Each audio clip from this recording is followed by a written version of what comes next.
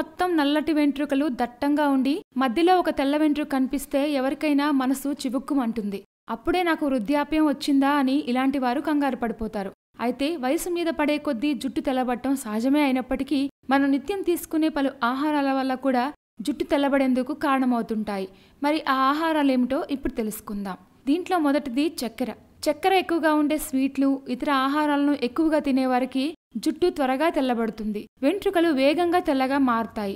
జుట్టు పెరుగుదలకు, నల్లబడేందుకు vitamin E ఎంతగానో అవసరమవుతుంది. అయితే చక్కెర ఎక్కువగా తీసుకుంటే దాంతో శరీరం విటమిన్ ఇని గ్రహించలేదు. ఫలితంగా జుట్టు త్వరగా నెరుస్తుంది. ఇక రెండవది ఉప్పు. ఉప్పు ఎక్కువగా తీసుకుంటే శరీరంలో ద్రవాలు నియంత్రణలో ఉండవు.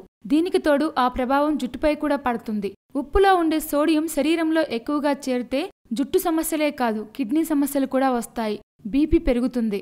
Cool drinks. జుట్టు తెల్లబడేందుకు కూల్ డ్రింక్స్ కూడా ఒక కారణమే. ఎందుకంటే వీటిలో సోడా, చక్కెర ఎక్కువగా ఉంటాయి. ఇవి జుట్టు పెరుగుదలను, అవసరమైన విటమిన్లను శరీరం తీసుకోకుండా అడ్డుకుంటాయి. దీంతో జుట్టు త్వరగా తెల్లబడుతుంది.